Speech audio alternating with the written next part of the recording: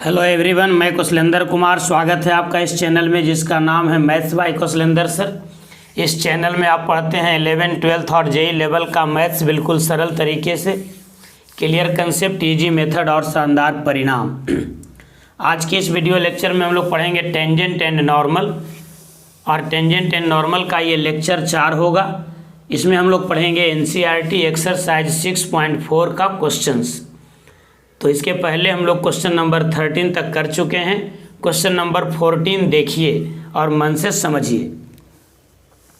Find the equation of tangent and normal to the curve x is equals to cos t, y is equals to sine t at t is equals to π/4। आज छठ भी है, लोक आस्था का महान पर्व छठ की आपको हार्दिक शुभकामनाएं, अनंत मंगल कामनाएं। भगवान भास्कर आपके जीवन को सफल बनाए, आप सारी सफलताओं को प्राप्त करें। चलिए देखते हैं इस सवाल के सॉल्यूशन को। कह रहा find the equation of tangent and normal. Tangent और नॉर्मल का इक्वेशन फाइंड करना है। तो इक्वेशन फाइंड करने के लिए आपको क्या चाहिए? एक स्लोप चाहिए और एक पॉइंट चाहिए। स्लोप पॉइंट अगर मिल जाता है तो स्लोप पॉइंट फॉर्म को यूज करते हुए आप टेंजेंट और नॉर्मल के इक्वेशन को फाइंड कर सकते हैं इजीली। तो पहले हम लोग स्लोप पर बात करते हैं। तो स्लोप निकालने के लिए क्या करेंगे? कर्व को डिफरेंशिएट करेंगे और उस पॉइंट पर उसका वैल्यू फाइंड कर लेंगे, जिस पॉइंट पर फाइंड करना है। आप देख रहे हैं कि ये फंक्शन पैरामेट्रिक है, तो पैरामेट्रिक फंक्शन का डिफरेंशिएशन कैसे करेंगे? x इज इक्वल्स टू दिया हुआ है कॉस टी, तो आप निकाल लेंगे dx बाई डी टी। तो cos t का डेरिवेटिव होगा माइनस साइन टी, और y इज इक्वल्स टू दिया हुआ है साइन टी, तो dy बाई डी टी बराबर होगा cos t। अब हम निकालते हैं dy बाई डी एक्स, तो dy बाई डी एक्स बराबर होगा dy by D T upon D x by D T. dy by D T है आपका cos t और dx बाई डी टी है आपका माइनस साइन टी, यानी ये हो जाएगा माइनस कॉट टी।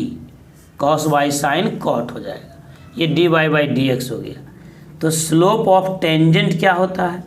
तो हम आपको बताए थे स्लोप ऑफ टेंजेंट का मतलब होगा dy by D x at a point, तो at t is equals to π/4, यानी माइनस कॉट π/4 यानी -1। ये आपको मिल गया स्लोप। अब हम देखते हैं पॉइंट की बात। तो पॉइंट कैसे निकालेंगे? तो x बराबर दिया हुआ है cos t, यानी ये हो जाएगा cos π/4, यानी 1/√2। y बराबर है साइन t, तो ये हो जाएगा साइन π/4 यानी 1/√2। तो हमारा पॉइंट क्या मिल जाएगा? x और y मिल गया, तो ये हमारा पॉइंट हो गया। पॉइंट हो गया 1/√2 और 1/√2। तो पॉइंट भी मिल गया और स्लोप भी मिल गया। तो इक्वेशन ऑफ टेंजेंट का फॉर्मूला क्या बताए थे? तो स्लोप पॉइंट फॉर्म का इक्वेशन ऑफ स्ट्रेट लाइन जो होगा क्या होगा? y माइनस y1 बराबर slope into x minus x1। तो ये मिल जाएगा आपको y माइनस y1 हो गया 1/√2, और स्लोप आपको कितना मिल गया था?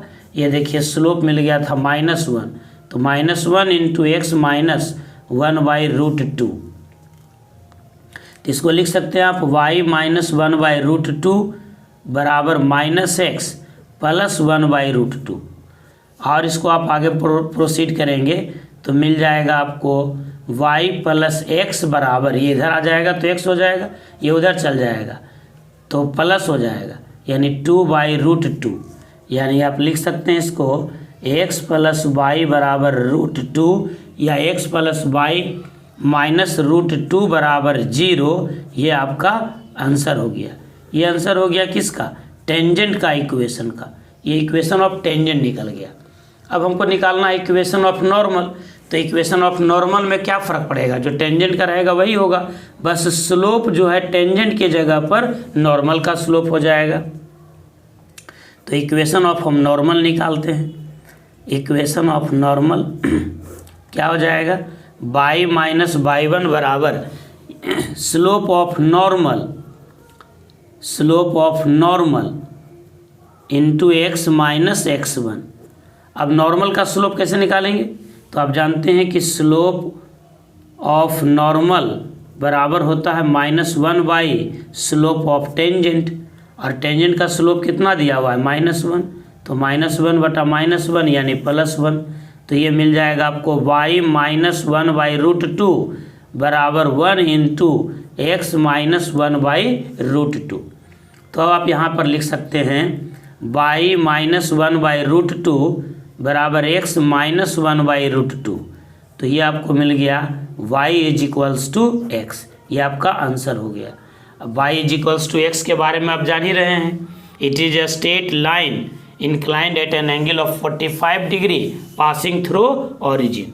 तो उम्मीद करते हैं कि ये सवाल आप अच्छे से सीख गए होंगे।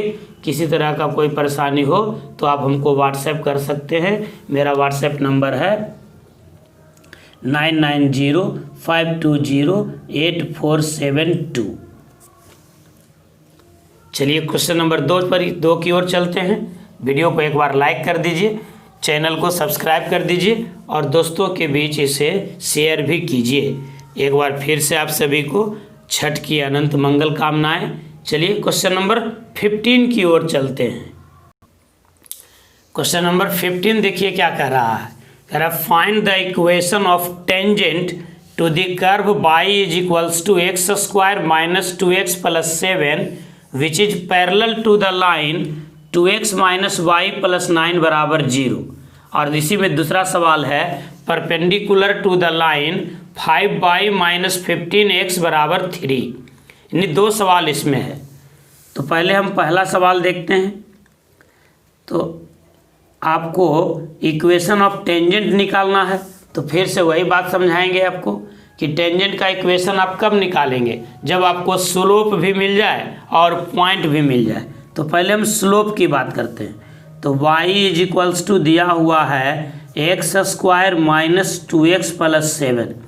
अगर आप dy बाई डी एक्स निकालना चाहें तो इसका dy बाई डी एक्स होगा एक्स स्क्वायर का 2x अब माइनस 2x का हो जाएगा 2।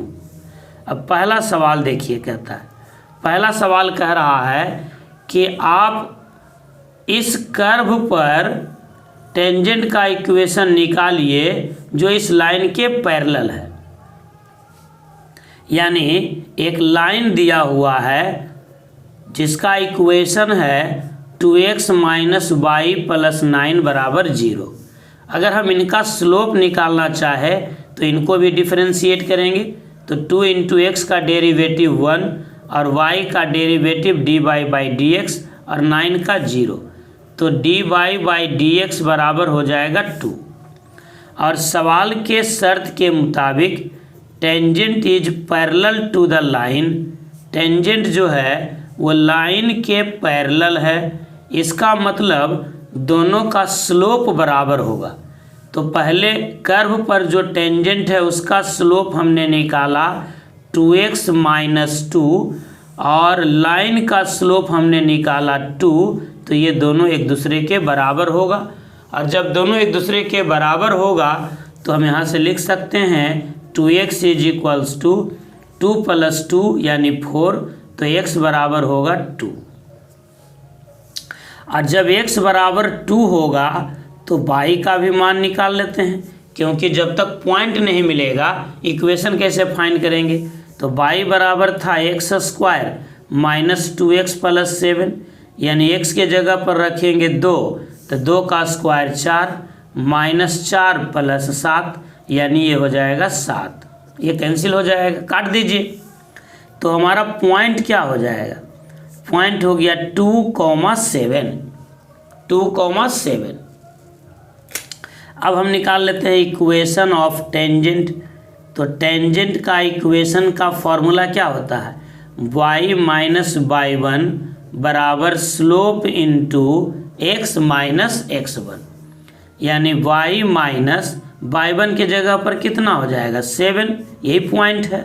और स्लोप के जगह पर हो गया आपका, यह देखिए 2, स्लोप हो गया आपका 2 इंटू एक्स माइनस x1 हो गया 2, यानी y माइनस 7 बराबर 2x माइनस 4। इन सब को उधर लेके चले जाइए तो 2x माइनस वाई अब माइनस 4 अब प्लस 7 यानी प्लस 3 बराबर 0। ये आपका टेंजेंट का इक्वेशन हो गया, यही आपका आंसर हो गया। अब सवाल नंबर बी देखते हैं। बी नंबर कहता है कि उसी कर्व पर टेंजेंट का इक्वेशन निकालिए जो एक दिए हुए लाइन के परपेंडिकुलर है। यानी अब जो लाइन हमारा दिया हुआ था वो देखिए कुछ ये था। आपका सवाल कह रहा है कि perpendicular to the line 5y-15x is equals to 3, इस लाइन के परपेंडिकुलर है। तो हम पहले तो निकाल चुके हैं slope of tangent to the curve, slope of tangent to the curve ये हम ऑलरेडी निकाल चुके थे dy बाई डी एक्स कर करके, डिफ्रेंशिएट कर करके, और ये हमको मिला हुआ था 2x माइनस 2। तो हम इसके जगह पर लिख देते हैं 2x माइनस 2। अब जो हमारा गिवन लाइन है उसको हम देख लेते हैं। गिवन लाइन हमारा है 5y-15x बराबर 3। अब इनको डिफ्रेंशिएट करेंगे तो 5 into D Y by D X minus 15 into X का डेरिवेटिव 1 बराबर 3 का डेरिवेटिव 0। तो D Y by D X बराबर होगा 15 और डिवाइडेड बाई 5 यानी 3। अब यहाँ पर सवाल कंडीशन कह रहा है सवाल के मुताबिक कि tangent is perpendicular to this line, tangent is perpendicular to this line, जो दिया हुआ लाइन है उसके परपेंडिकुलर है। इसका मतलब product of slope is equals to होगा -1, product of their slopes is equals to -1। कोई दो लाइन एक दूसरे के पैरेलल है तो स्लोप बराबर होता है, लेकिन कोई दो लाइन एक दूसरे के परपेंडिकुलर है तो उनके स्लोप का प्रोडक्ट हो जाएगा -1। यानी कर्व के टेंजेंट का स्लोप था 2x माइनस 2 और जो लाइन दिया हुआ था उसका स्लोप था 3, तो इनका प्रोडक्ट हो जाएगा -1। यानी आप यहाँ से निकाल सकते हैं 2x माइनस 2 बराबर -1/3, यानी 2x बराबर होगा 2 + 1/3, यानी 3 2 जा 6 और 1 7/3। तो x का वैल्यू मिल जाएगा, ये 2 यहाँ चला जाएगा, यानी 7/6 x का वैल्यू मिल जाएगा। फिर से एक बार देख लेते हैं। 2x माइनस 2 इंटू 3 बराबर -1, तो ये मिल जाएगा 2x माइनस 2 बराबर -1/3, यानी 2x बराबर 2 आई माइनस से रह जाएगा 1/3, तो 2 माइनस 1/3, तो 3 2 जा 6 में से 1 गया, ये हो जाएगा 5/3 सॉरी। तो x का वैल्यू हो जाएगा 5/6, ये 2x का ना वैल्यू था तो x इधर मल्टीप्लाई हो जाएगा। तो जब x बराबर 5/6 हो गया तो हम y भी निकाल लेते हैं। y का वैल्यू कर्व में, कर्व का इक्वेशन था x² माइनस 2x अब plus 7, x² minus 2x plus 7, तो x का वैल्यू हो गया 5/6। अब 5/6 का स्क्वायर करेंगे तो 25/36 मिलेगा, -2 इंटू 5/6 अब प्लस 7। अब आप यहाँ 36 एलसीएम ले लीजिए तो मिल जाएगा ऊपर में 25, यहाँ हो जाएगा 6 6 जा, तो 5 2 जा 10 6 जा 60, अब प्लस 36 गुना 7, तो 6 7 42 का 2 बाकी 4 3 7 21 4 25, यानी ये वैल्यू आपका मिल जाएगा 252 और 25 ऐड कर देते हैं तो ये हो जाएगा 5 2 7 5 2 7 277 माइनस 60 अब बटा 36। अब इसको माइनस करेंगे तो 7 में से 6 गया 1 217/36, यानी यहाँ पर हमको पॉइंट मिल गया x का वैल्यू 5/6 और y का वैल्यू 217/36। अब तब हम निकाल लेते हैं इक्वेशन ऑफ नॉर्मल। तो इक्वेशन ऑफ नॉर्मल क्या हो जाएगा, y माइनस y1 बराबर slope into x minus x1। समझ में आई बात। तो y माइनस y1 हो गया 217/36 बराबर स्लोप कितना मिला था, स्लोप तो जो लाइन का रहेगा वही ना होगा। तो लाइन का स्लोप देखिए आपको कितना मिल गया था, ये स्लोप इसका था देखिए -1/3। स्लोप इसका था, नॉर्मल का स्लोप था -1/3, ये -1/3 स्लोप। इन दोनों का प्रोडक्ट होना चाहिए था -1, तो स्लोप आपको मिल जाएगा -1/3। तो -1/3 इंटू x माइनस x1 हो गया 5/6। समझ रहे हैं बात को। अब यहाँ पर हम लोग एलसीएम ले लेते हैं। तो ये हो जाएगा 36/-217/36 बराबर -1/3 और यहाँ 6 एलसीएम ले लीजिए। तो ये हो जाएगा 6x माइनस 5। तो ये 6 तिहाई 18 दूनी 36, 2 से कट गया।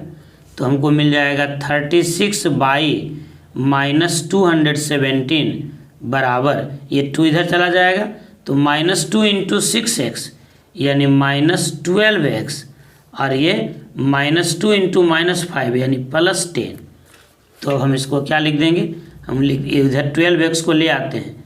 तो 12x अब प्लस 36y बराबर 10 उधर जाके जुड़ जाएगा तो हो जाएगा 227 और यही आपका आंसर है। इसको एक बार और बढ़िया से बनाइएगा, बहुत बढ़िया सवाल है, थोड़ा कैलकुलेशन ज़्यादा है, लेंदी है। आंसर हो गया 12x प्लस 36y बराबर 227। ये आपका इक्वेशन किसका मिल गया, नॉर्मल का इक्वेशन मिल गया। तो हमको उम्मीद है कि आप अच्छे से इस सवाल को सीख गए होंगे। बहुत तोड़ तोड़ के बताए हैं, टाइम लगता है, कोई बात नहीं, वीडियो ज़्यादा बनता है, कोई प्रॉब्लम नहीं है। हम वैसे ही पढ़ा रहे हैं जैसे हमको पढ़ाना चाहिए, बिल्कुल ही क्लियर कंसेप्ट के साथ। बढ़िया आपको परिणाम मिले इसलिए थोड़ा समय तो लगेगा ही। आप भी समय निकाल करके पढ़िए, पूरा वीडियो को अंत तक देखिए और जहाँ तक हो सके इसको शेयर करने में मदद कीजिए। चलिए हम लोग देखते हैं क्वेश्चन नंबर 16 को।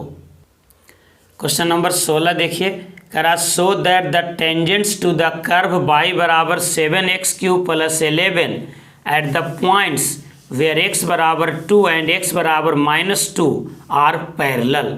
तब साबित कीजिए कि इस कर्व पर जो टेंजेंट निकाला गया है दो अलग अलग पॉइंट पर x बराबर 2 और x बराबर -2 पर, वो दोनों टेंजेंट एक दूसरे के पैरेलल है। तो कैसे निकालेंगे, निकालने के लिए हम लोग क्या करेंगे कि टेंजेंट का स्लोप तो निकाल ही लेंगे इस दोनों पॉइंट पर, और अगर दोनों पॉइंट पर टेंजेंट का स्लोप सेम आ जाएगा तो लाइन पैरेलल हो जाएगा। क्यों, क्योंकि दो लाइन पैरेलल तब और केवल तब होते हैं जब उनके स्लोप आपस में बराबर हो। तो हमारा यहाँ पर काम यही होगा कि हम इसको डिफरेंशिएट करें और x बराबर 2 पर स्लोप निकालें, फिर x बराबर -2 पर स्लोप निकालें। तो ये दोनों का स्लोप हमेशा बराबर मिल जाएगा, तभी पैरेलल होगा, अदरवाइज पैरेलल नहीं होगा। तो हम लोग निकालते हैं, सॉल्यूशन देखते हैं। कर्व का इक्वेशन दिया हुआ है, given equation of curve is y = 7x³ + 11 differentiating both sides with respect to x। इस लाइन को आप एग्जाम में लिखिएगा, हम नहीं लिख रहे हैं। तो dy/dx बराबर होगा 7 × x³ का डेरिवेटिव 3x² और 11 का डेरिवेटिव 0, तो ये मिल जाएगा 21x²। तो अब हम निकालते हैं slope of tangent at x = 2। तो तो ये मिल जाएगा 21 गुने 2 का स्क्वायर यानी 84। फिर निकालते हैं slope of tangent at x is equals to -2, तो ये हो जाएगा 21 गुना -2 का स्क्वायर यानी ये भी 84 आ गया। तो हम क्या लिखेंगे, since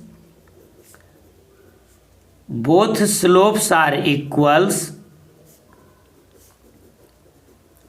hence the tangents are parallel, यानी जो टेंजेंट है वो पैरेलल होगा।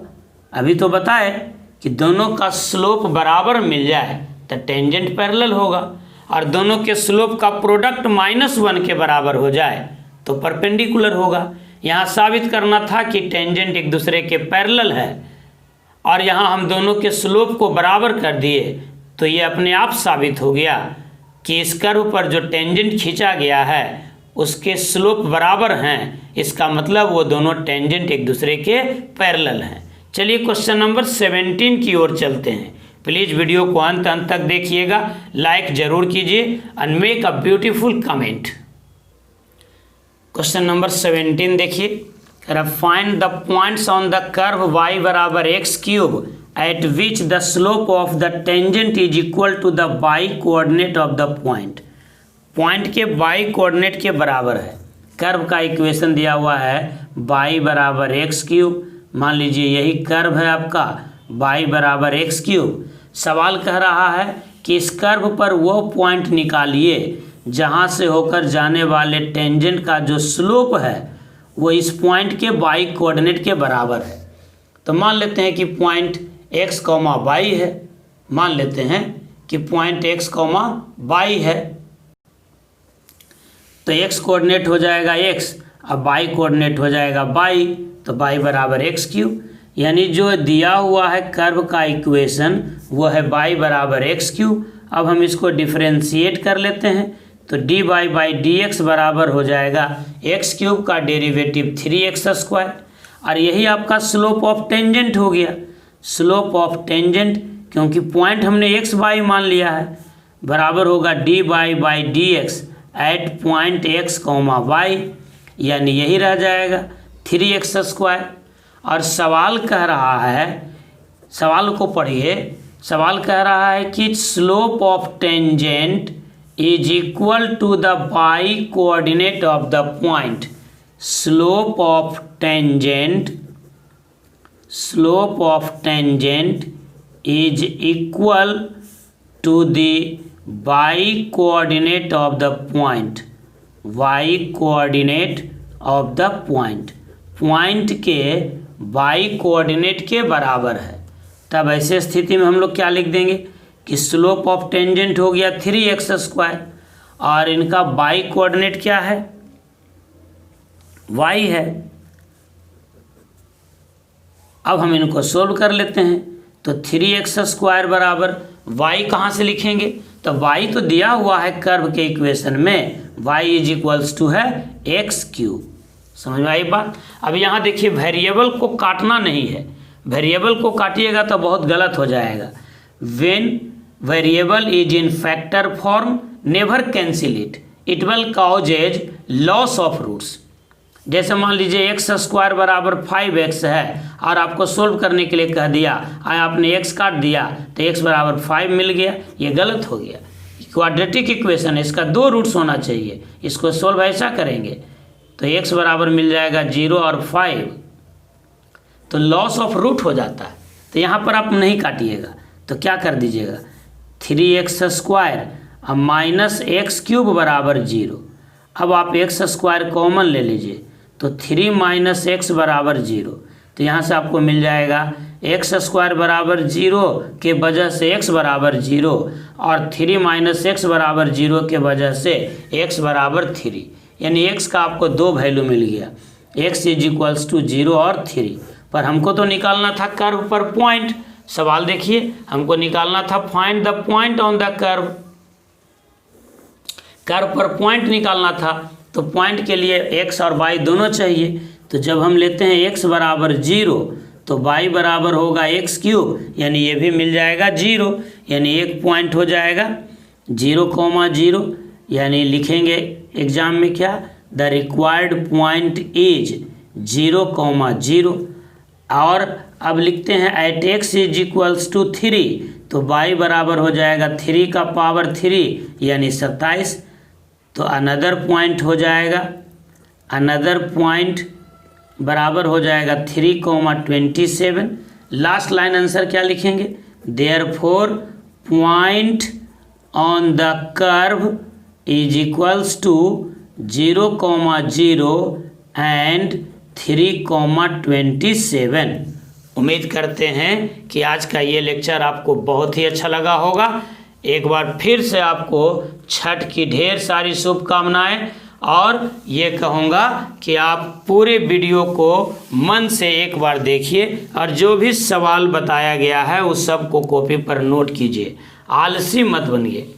और कोई बहानेबाजी नहीं कि आज त्यौहार है तो हम कैसे पढ़ेंगे, बहानेबाजी का कोई मतलब नहीं है। बहानेबाजी की आदत निकम्मापन और आलसीपन का निशानी है, बात समझिएगा। बहानेबाजी की जो आदत है ये निकम्मापन और आलसीपन की निशानी है, और ये आपके आत्मसम्मान को ठेस पहुंचाएगा। तो इसको सारांश के तौर पर ऐसा हम बोल सकते हैं कि बहानेबाजी की आदत निकम्मापन और आलसीपन आत्मसम्मान की कमी का नतीजा होता है। और ये निकम्मापन बहुत ही खराब चीज़ है, समझ लीजिए बात को। ये निकम्मापन एक जंग की तरह है जो बढ़िया से बढ़िया लोहे को भी खा जाता है। तेज है पढ़ने में कोई बात नहीं, लेकिन अगर निकम्मापन आ गया तो समझ लीजिए बात, जैसे लोहा को खा जाता है जंग, वैसे ही अच्छे विद्यार्थियों को खा जाता है उसका निकम्मापन, उसका बहानेबाजी। तो बहानेबाजी नहीं कीजिए, पूरे मन से पढ़िए। टेंजेंट एंड नॉर्मल को आज और प्रोबेबिलिटी का भी कुछ वीडियो आप लोगों को भेज देंगे। इस प्रकार से सिलेबस का टेंशन बिल्कुल ही नहीं लेना है, जो सिलेबस बचेगा उसको अलग से वीडियो बना कर आप लोगों को हम भेज देंगे। बाकी बातें बाद में होगी। आप सब लोगों को एक बार फिर से बहुत बहुत धन्यवाद। जय छठी मैया।